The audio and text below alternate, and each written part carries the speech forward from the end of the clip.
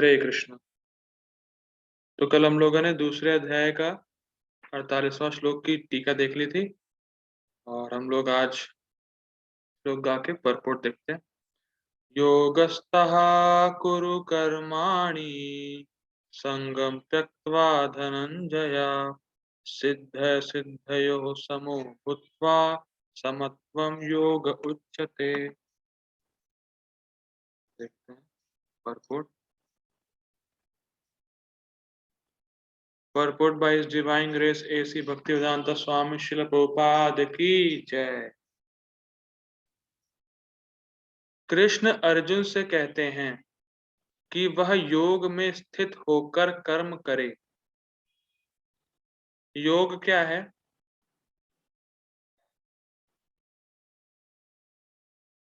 संभावना रखना। ठीक है माता जी, हरि बोल। यही मतलब है। योग का अर्थ है सदैव चंचल रहने वाली इंद्रियों को वश में रखते हुए परम तत्व में मन को एकाग्र करना। मन को एकाग्र करने वाली बात हम लोगों ने कल देखी थी बलदेव विद्याभूषण की टीका में, लास्ट पार्ट उसी को प्रभुपाद जी लिख रहे हैं। एकाग्र करने का मतलब ये है कि अपने कर्तव्य को कृष्ण की प्रसन्नता के लिए करना। अपने मन को इस तरीके से उसको कर लेना कि वो कर्तव्य करे सिर्फ कृष्ण की प्रसन्नता के लिए। इतना मन को एकाग्र कर लेना, चाहे फल कुछ भी आए, हमें अपना कर्तव्य कृष्ण की प्रसन्नता के लिए करना। ये है योग, ठीक है। और परम तत्व कौन है? भगवान ही परम तत्व है। और चूंकि वे स्वयं अर्जुन को युद्ध करने के लिए कह रहे हैं, अतः अर्जुन को युद्ध के फल से कोई सरोकार नहीं।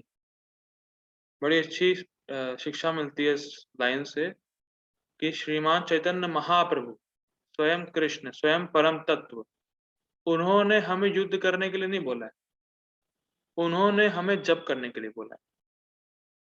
तो चाहे फल कुछ भी हो, चाहे फल हम लोग कुछ भी सोचें क्या आएगा, हमें जप करते रहना है। और जो जप करने का फल है वो इतना अमेजिंग है, बता देता हूं मैं। जप करने का जो फल है वो ये है कि भले ही जप में आपका मन ना लग रहा हो, लेकिन भगवान का मन आप में लग जाता है। और भगवान ये बोलते हैं कि जो व्यक्ति या जो जीवात्मा उनका एक बार भी नाम ले लेता है वो मेरा आदमी है, वो मेरा भक्त है और मैं उसकी रक्षा करूंगा, ये मेरा कर्तव्य है। हमारा कर्तव्य जप करना है, भगवान का कर्तव्य है कि जो जप करता है उसकी रक्षा करना। और अगर भगवान अपना कर्तव्य पहली बात तो कभी भूलते नहीं है। और अगर भगवान को अपना कर्तव्य करना है तो कोई उन्हें रोक भी नहीं सकता। दोनों बातें यहाँ पे।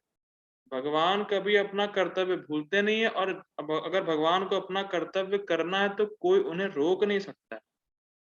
तो जो जप कर रहा है वो भगवान के प्रोटेक्शन में ऑलवेज है, निरंतर है, उसको किसी चीज का भय नहीं।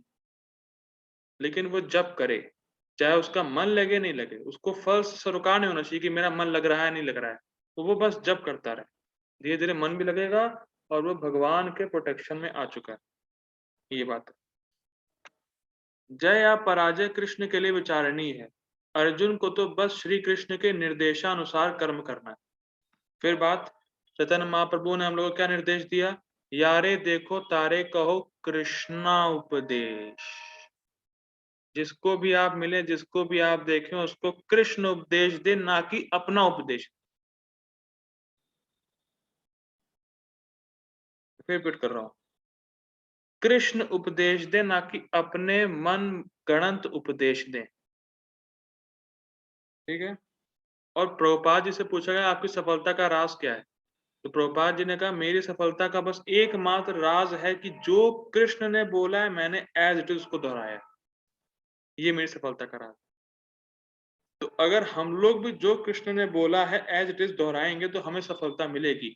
और अगर सफलता नहीं भी मिली तो भी ये कार्य हम कृष्ण की प्रसन्नता के लिए कर रहे हैं, ये सफलता है। जरूरी नहीं कि प्रचार करते समय आपको सफलता मिल ही जाए, या प्रचार कर रहे हैं तो आपकी बात लोग मान ही ले, लेकिन आप प्रचार कृष्ण की प्रसन्नता के लिए कर रहे हैं, ये आपकी सफलता है। समझ में आ रहा है? यही डिफरेंस है Bhagavad Gita as it is में और अदर भगवत गीता में। अदर भगवत गीता का उद्देश्य ये है कि राइटर जो लिखता है लोग मुझे फॉलो करें, लेकिन प्रभुपाद जी गीता में लोग कृष्ण को फॉलो करें। दोनों में बहुत अंतर है। तो ऐसे ही भगवत गीता जो परंपरा में नहीं है, उसके राइटर सोचते हैं कि लोग मुझे फॉलो करें, लेकिन प्रभुपाद जी गीता में ये है कि लोग मुझे फॉलो करें चाहे नहीं करें, प्रभुपाद जी सोच रहे हैं या प्रभुपाद जी का मंतव्य है, लेकिन कृष्ण को फॉलो करने चाहिए। कृष्ण के आदेशों का पालन करना चाहिए, यही वास्तव में तो योग है। समझ में आ रहा है? बहुत गंभीर बात है। तो यारे देखो तारे कहो कृष्णा उपदेश, ना कि अपना उपदेश। और ये चैतन्य महाप्रभु ने हमें निर्देश दिया है, तो हमें भी प्रचार कार्य में लगना है। जैसे मैं पढ़ा रहा हूँ आपको गीता, आप लोग भी दूसरों को बताइए जो कृष्ण ने बोला है। ठीक है, आगे पढ़ते हैं। कृष्ण के निर्देश का पालन ही वास्तविक योग है और इसका अभ्यास कृष्ण भावना अमृत नामक विधि द्वारा किया जाता है। एकमात्र कृष्ण भावना अमृत के माध्यम से ही स्वामित्व भाव का परित्याग किया जा सकता है। जो हम लोगों ने कल देखा था कि एकमात्र इंडिपेंडेंट करता मैं हूं, इससे आसक्ति हटाओ, संगम तत्वा देखा था हम लोगों ने। तो कृष्ण कॉन्शियस ही एक ऐसा प्रोसेस है जिससे हम ये फॉलो करते करते हम समझ सकते हैं कि मैं एकमात्र स्वामी नहीं हूं। I am not the supreme controller. समझ में आ रहा है? जैसे फॉर एग्जाम्पल कोई अगर गृहस्थ आश्रम में है तो उसको अपनी वाइफ को देखना चाहिए कि ये कृष्ण का अंश है, अपने बच्चों को देखना चाहिए ये कृष्ण का अंश है, और ये दोनों मेरी वाइफ और बच्चे कृष्ण की सेवा के लिए ही हैं, और मैं नौकरी कर रहा हूं जिससे कि ये लोग कृष्ण की सेवा अच्छे से कर सकें। तो उसमें उसका स्वामित्व नहीं है कि मैं घर का स्वामी हूं।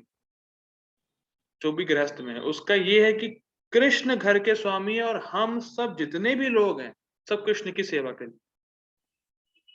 तो ये स्टेटमेंट बहुत ही एक स्प्रेड वाइड स्प्रेड वाला मामला है कि भक्ति या कृष्ण कॉन्शियस प्रोसेस कोई भी फॉलो कर सकता है, चाहे किसी भी आश्रम में हो, चाहे ब्रह्मचारी हो, चाहे गृहस्थ में हो, चाहे कहीं भी हो। उसको बस ये समझना है कि मैं इंडिपेंडेंट नहीं हूं। I am always depend on Krishna. उसको बस ये समझना। और कृष्ण कॉन्शियस प्रोसेस फॉलो करते करते, कृष्ण कॉन्शियस प्रोसेस ही फॉलो करते करते, मैं फिर रिपीट कर रहा हूँ, कृष्ण कॉन्शियस प्रोसेस फॉलो करते करते और कृष्ण कॉन्शियस ही फॉलो करते करते, दोनों कृष्ण कॉन्शियस और वही एकमात्र माध्यम जिससे हम ये समझ सकते हैं कि मैं स्वामी नहीं हूं, कृष्ण वास्तव में हमारे स्वामी, हम सबके स्वामी कृष्ण। हम सबका दायित्व है कि हम कृष्ण की सेवा करें। ये कृष्ण कॉन्शियस से धीरे धीरे जैसे जैसे जब करेंगे, जैसे जैसे हमारा हृदय शुद्ध होगा, हम समझ पाएंगे इस चीज को। ठीक है, तो Krishna conscious is not for a particular sect, it is for the whole society और होल वर्ल्ड। ठीक है, आगे पढ़ते हैं। इसके लिए उसे कृष्ण का अभी कैसे स्वामित्व भाव का परित्याग कैसे होगा?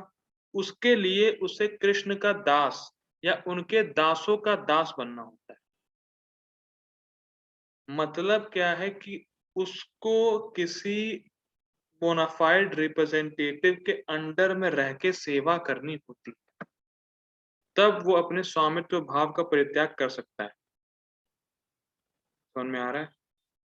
मुझे नहीं पता है कृष्ण को क्या अच्छा लगता है, लेकिन जो कृष्ण का रिप्रेजेंटेटिव है उसको पता है कि तुम अगर ये कार्य करोगे तो कृष्ण को संतुष्ट करोगे। जैसे आयुषी माता जी, मैं आपके घर आऊं और मैं आपके घर आऊं, मैं आपको नहीं जानता, और कोई और आपके साथ कोई और आपके बगल में खड़ा हो या कोई भी हो, तो मैं पूछा कि आयुषी माता जी को क्या पसंद है, तो जो आपके बहुत क्लोज होगा जैसे मम्मी आपकी या पापा, वही बता सकते हैं कि आपको क्या पसंद है। समझ में आ रहा है? अगर मैं डायरेक्टली आपको अप्रोच नहीं यस कर पा गुरु। रहा तो मुझे नहीं पता आपको क्या पसंद है, क्योंकि मैं आपको जानता ही नहीं हूँ। लेकिन अगर मैंने आपको किसी क्लोज रिलेशन में जैसे मम्मी हो, आपके पापा हो, उनको उनसे पता कर लिया कि हाँ आयुषी माता जी को ये पसंद है, तो मैं जान जाऊंगा कि आपको क्या पसंद है, मैं वैसे ही कार्य करूंगा। तो वैसे ही मुझे उससे समझना है, उससे जानना है कृष्ण को क्या पसंद है, जिसका रिलेशन कृष्ण से बहुत घनिष्ठ होना चाहिए। समझ में आ रहा है? तो जो वैष्णव गुरु हैं, जो परंपरा में रिप्रेजेंटेटिव हैं भगवान के, उनसे ही हम समझ सकते हैं कृष्ण को क्या पसंद है, या कृष्ण की संतुष्टि के लिए हम कैसे कार्य करें। इसीलिए आपको उनके दासों का दास बनना होता है, तभी आप समझ सकते हैं कि कृष्ण को क्या पसंद है और कृष्ण को संतुष्ट करने के लिए मैं क्या करूं।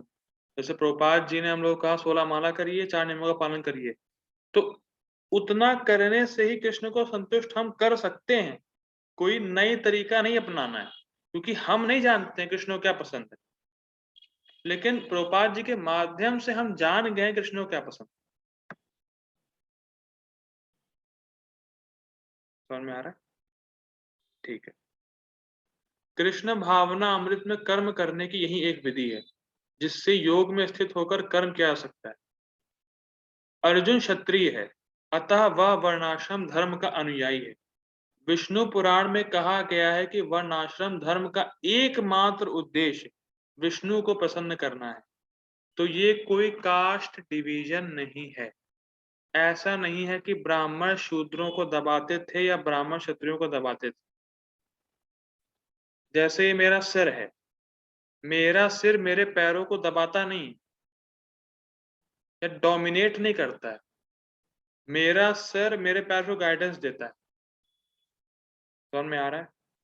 या ऐसा नहीं कि सर ऊपर है और हाथ नीचे, तो हाँ सोचे कि मैं सर को उखाड़ के फेंक दूं कि ऊपर है। समझ में आ रहा है?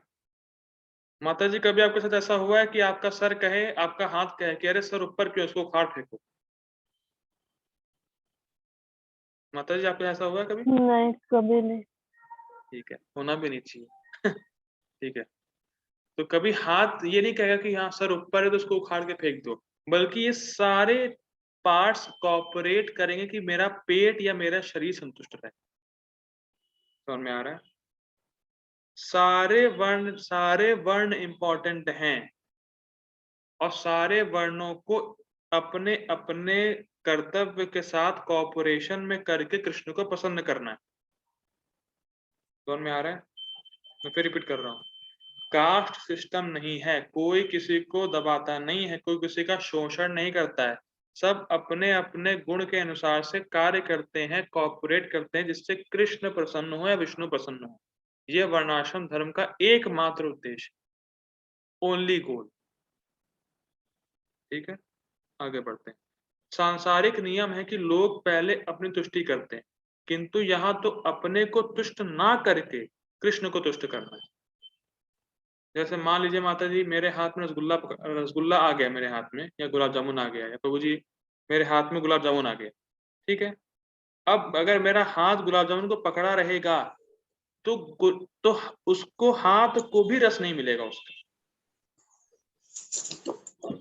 समझ में आ रहा है? यस प्रभु। अगर मेरे हाथ में गुलाब जामुन दे दिया जाए और गुलाब जामुन को अगर हाथ पेट में नहीं डालना है, तो हाथ को भी उसका रस नहीं मिलेगा। लेकिन अगर वही हाथ पेट में डाल दिया गुलाब जामुन को, तो हाथ भी उसकी एनर्जी का अनुभव करेगा, या उसके रस का अनुभव करेगा, हाथ भी। तो में आ रहा है, बड़ा सूक्ष्म पॉइंट है। लेकिन अगर आपने गुलाब जामुन का कुछ हिस्सा डाला पेट में और कुछ हाथ में ही है, तो जितना आपने डाला उतना ही रस हाथ में पहुंचेगा।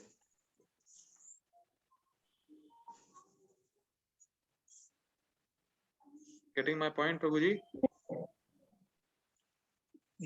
Yes Prabhu, yes Prabhu. ठीक। तो बड़ा बड़ा ही एक अच्छा सिद्धांत सीखने को मिल रहा है। जितनी मात्रा में हम कृष्ण को तुष्ट करने का प्रयास करेंगे, उतनी मात्रा में हम तुष्ट होंगे। Simple logic. अगर आपने गुलाब जामुन को पूरा पूरा डाला पेट में, तो पूरा पूरा जो गुलाब जामुन का रस है, वो एनर्जी है, वो हाथ में पहुंचेगी। लेकिन अगर आधा ही दिया तो उतना ही पहुंचेगा, भले ही गुलाब जामुन आपके हाथ में पकड़ा हो, आप उससे कोई फायदा नहीं। जितना आपके पेट में गया है, जितना आपने बॉडी या पेट को संतुष्ट किया, उतना ही आपका हाथ संतुष्ट होगा। तो जितनी मात्रा में हम कृष्ण को तुष्ट करना चाहेंगे उतनी मात्रा में ही हम संतुष्ट या खुश हो पाएंगे, और खुश होने का और सुखी होने का कोई और तरीका नहीं है। जितनी मात्रा में हम कृष्ण को सुखी करेंगे उतना ही हमें सुख मिलेगा। अगर हम कृष्ण को पूरा सुख देने का प्रयास करेंगे, जितनी मेरे पास एनर्जी, जितनी मेरी क्षमता है, उतना ही हमें सुख का अनुभव होगा। ये पॉइंट। अतः कृष्ण को तुष्ट किए बिना कोई वर्णाश्रम धर्म का पालन कर भी नहीं सकता। बड़ा सूक्ष्म पॉइंट है। कोई अगर वर्णाश्रम धर्म का पालन कर रहा है, कृष्ण का भजन नहीं कर रहा है, तो उसको निम्न योनियां प्राप्त होंगी।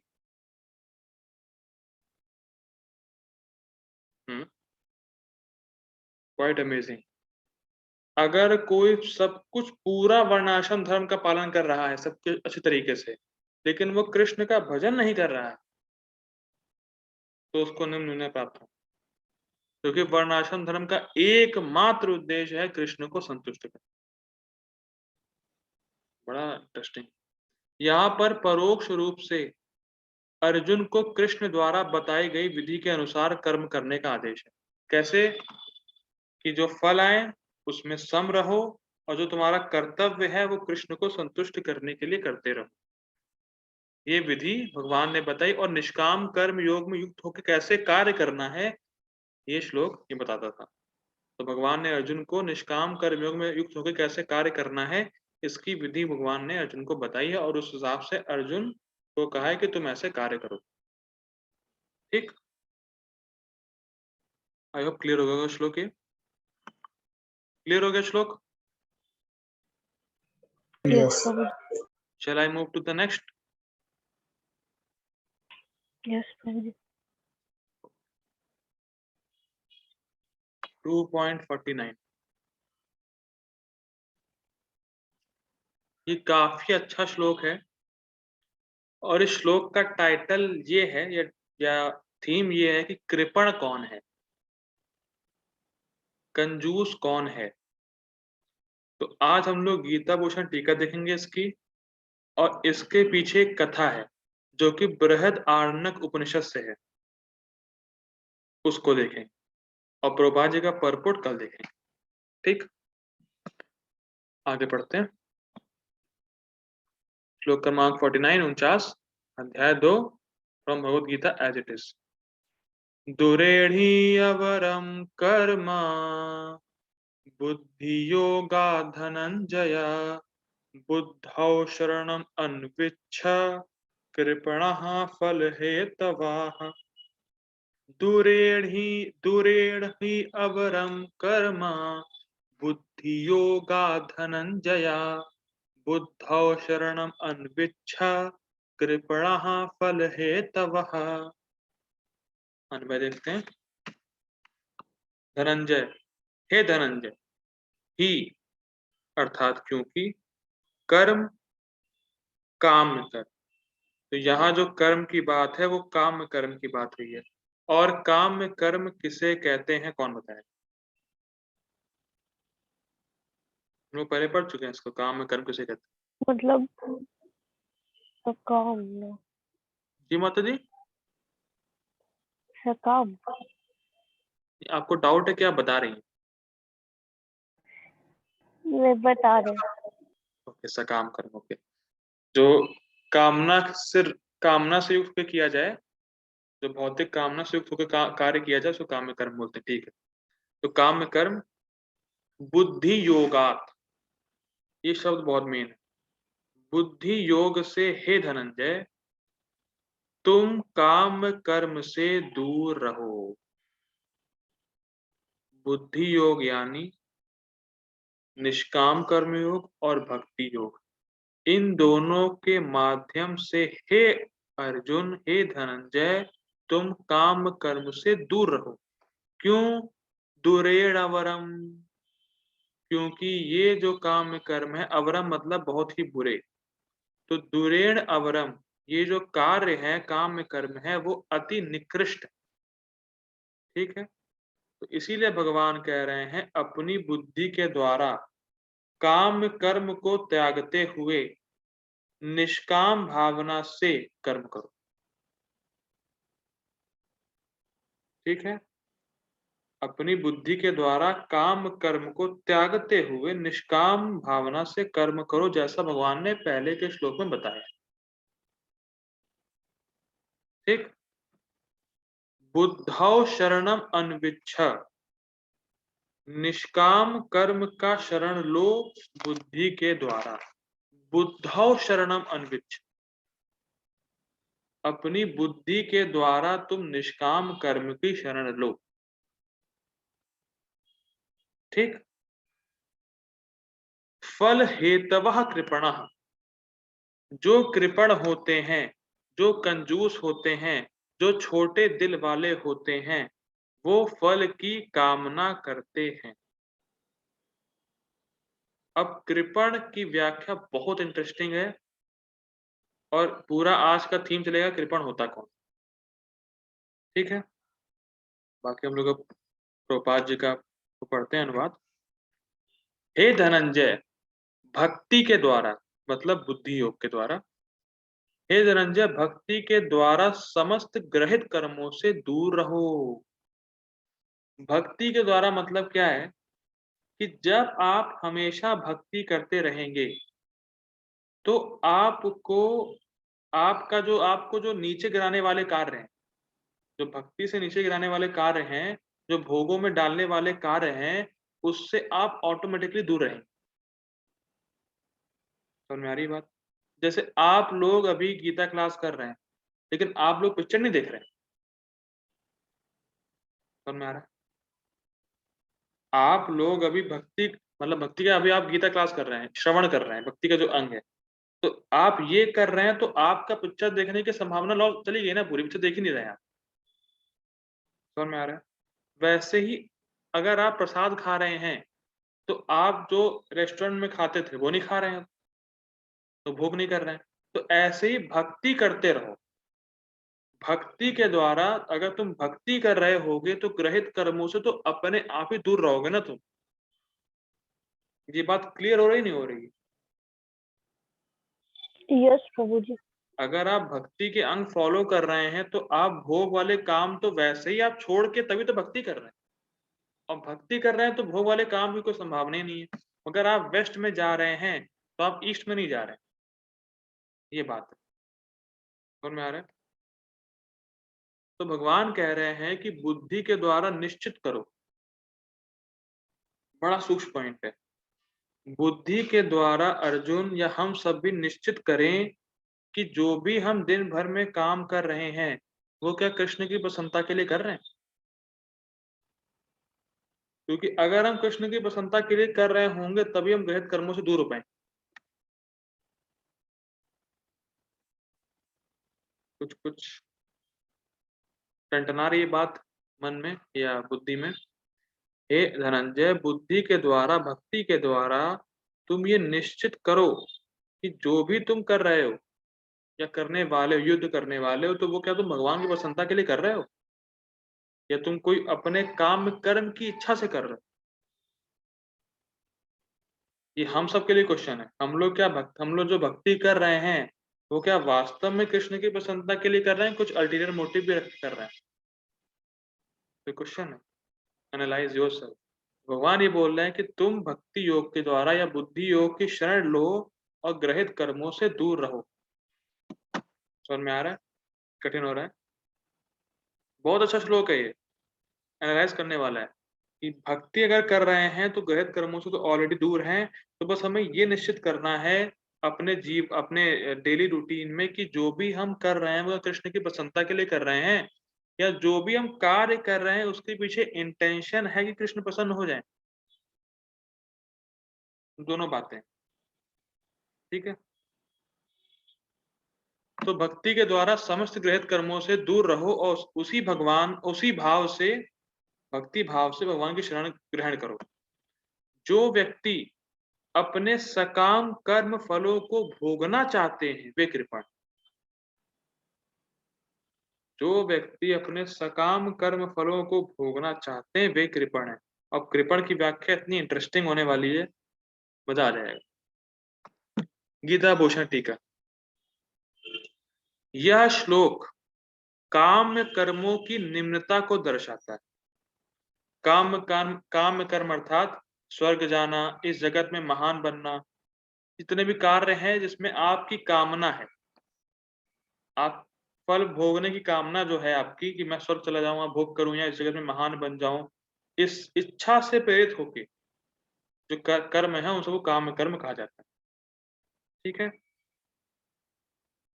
जो आपको जो भोग करना है उसके लिए जो आप कार्य कर रहे हैं, सिंपल लैंग्वेज में वो काम कर्म, आपकी कामना है उसको फल को भोगने की, तो वो बहुत निम्न कार्य है।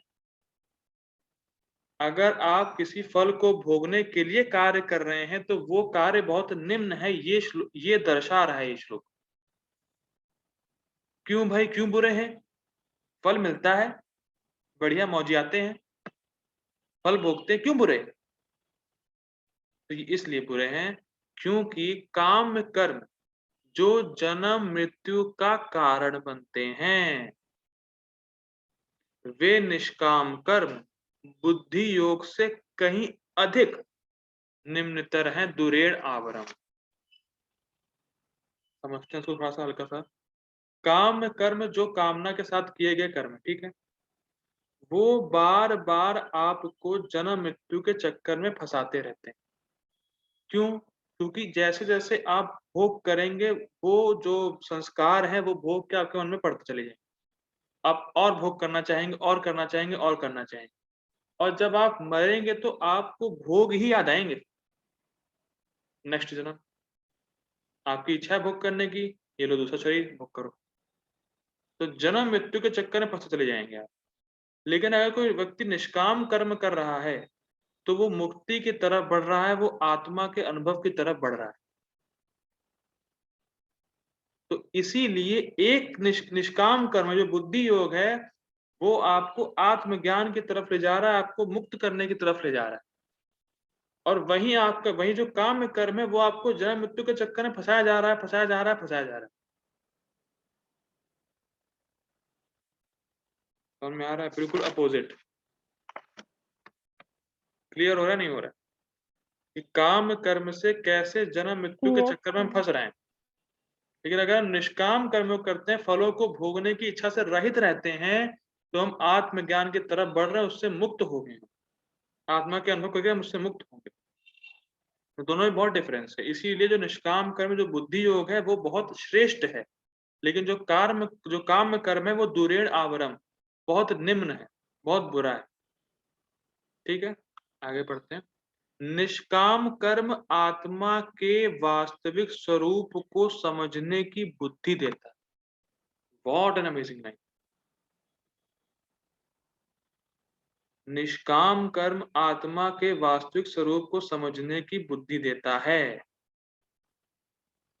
ठीक है ना? जैसे सकाम कर्म करेंगे तो और देहात्मिक चेतना में हम और फंसेंगे और फंसेंगे और फंसेंगे।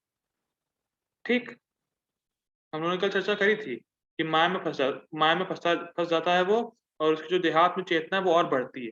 लेकिन अगर कोई निष्काम कर्म कर रहा है, फलों का त्याग कर रहा है और आत्म ज्ञान की तरफ बढ़ रहा है, आत्मा की अनुभूति की तरफ बढ़ रहा है, तो जितना वो भोग करने से रहित रहेगा, उतना ही वो आत्मा के वास्तविक स्वरूप को समझ पाएगा। क्योंकि अगर वो भोग नहीं कर रहा तो उसको पता है कि मैं ये शरीर नहीं हूं।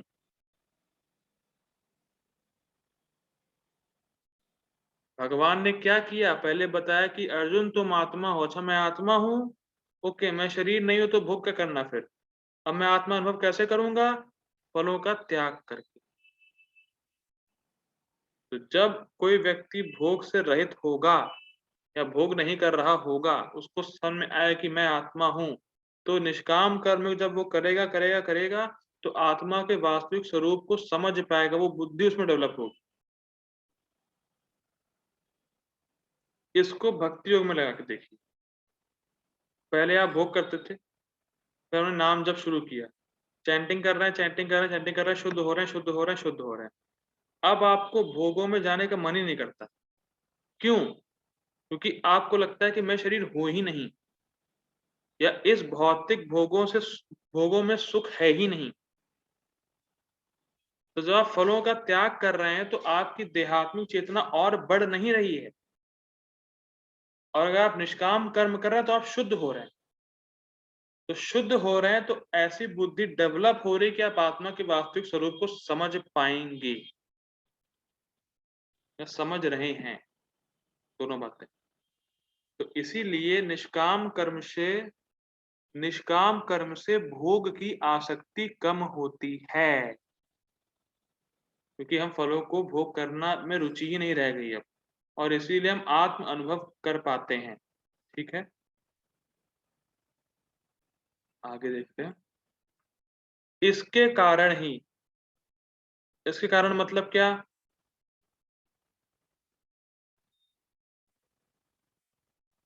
काम कर्म। काम हम्म, काम कर्म। काम कर्म, ओके, निष्काम। निष्काम, ओके, ठीक है। इसके कारण ही मतलब ये समझते हुए अर्जुन कि काम कर्म से तुम कर्म बंधन में फंसोगे, इस कारण से तुम्हें बुद्धि योग या भक्ति योग की शरण लेनी चाहिए और भक्ति करनी चाहिए।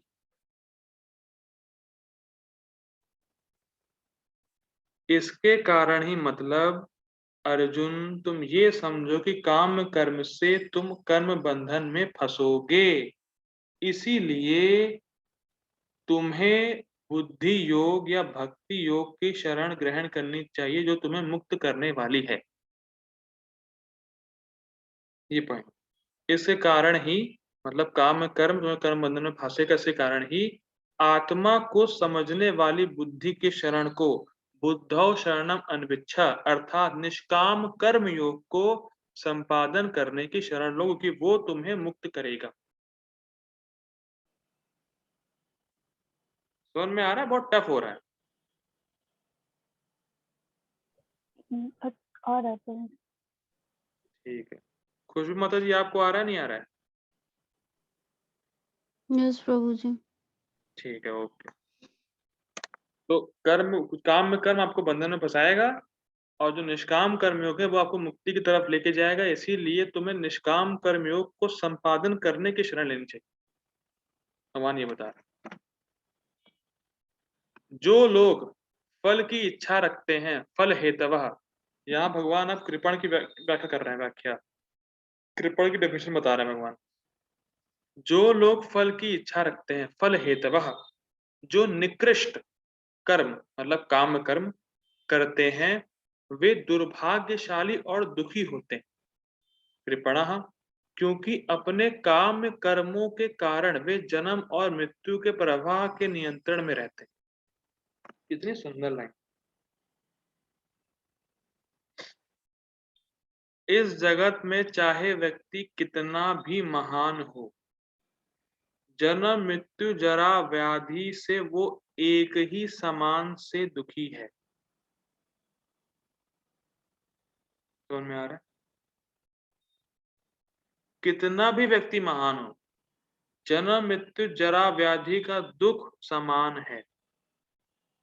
कोई ये नहीं कह सकता है कि जो गरीब है उसको डायबिटीज है तो दर्द कम होगा या कुछ प्रॉब्लम कम होगी, लेकिन जो अमीर है उसको डायबिटीज से प्रॉब्लम ज्यादा होगी। ऐसा नहीं कह सकते। डायबिटीज है तो सेम ही प्रोसेस है, जो कष्ट उसको है वो कष्ट उसको है। ये व्याधि का हो गया। बूढ़ा वो भी हो रहा है जो अमीर है, जो गरीब है वो भी बूढ़ा हो रहा है। तो जन्म मृत्यु जरा व्याधि का दुख तो सबके लिए समान है, चाहे कितना महान बन जाए व्यक्ति इस संसार में। समझ में आ रहा है? कुछ लोग सोचते हैं कि पैसे वाले दुखी नहीं होते। प्राय ये बहुत ही गलत धारणा समाज में है कि भाई पैसा कमाओ सब कष्ट कुछ नहीं आते। लेकिन पैसे वालों को सबसे ज्यादा कष्ट है। क्यों? क्योंकि जो कमाया है वो खो ना जाए, उसका भय। लेकिन जिसके पास कुछ है ही नहीं, जिसके पास कुछ होने के लिए है ही नहीं, उसको कोई भय नहीं, उसको किसी और चीज का भय है। लेकिन कोई ये कह दे कि पैसे वाला तो सबसे सुखी है, ऐसा पॉसिबल नहीं। बड़ा ही सूक्ष्म पॉइंट है। गरीब व्यक्ति कहीं भी सो सकता है, चाहे एसी हो या नहीं, लेकिन क्या पता अमीर व्यक्ति एसी में सोते हुए भी जल रहा हो। ग्रहण कर पा रहे हैं बात? गरीब व्यक्ति कहीं भी सो सकता है, जब प्राय सो गया तो कोई दिक्कत नहीं, सो जाते हैं वो लोग, लेकिन अमीर व्यक्ति क्या पता एसी के रूम में लेटा हुआ भी जल रहा हो। जलने का मतलब यहाँ पे क्या है, कौन बताए? कोई परेशानी हो अंदर दिल में चुभन हो। प्रभु जी मतलब हाँ, उसको कोई अंदर ही अंदर कुछ कष्ट होगा, उसका मन शांत नहीं होगा। मतलब एसी में तो है, वो कूल वातावरण तो है, लेकिन उसका मन शांत नहीं है। यस ऐसा मतलब हो सकता है। या जेलेसी कि देखो उसके पास कितना है, मेरे पास उतना नहीं है। यस प्रभु जी, और वो चिंतन कर रहा होगा कि कल आज ये इतना किया, कल मुझे इतना करना है, या वो सोच रहा होगा कि आज मेरे साथ ऐसा हो गया। मतलब मन उसका शांत नहीं है। करेक्ट माता जी, करेक्ट। लेकिन जो जिसके पास कुछ खोने के लिए है ही नहीं, वो कितना खुश है। समझ में आ रहा है?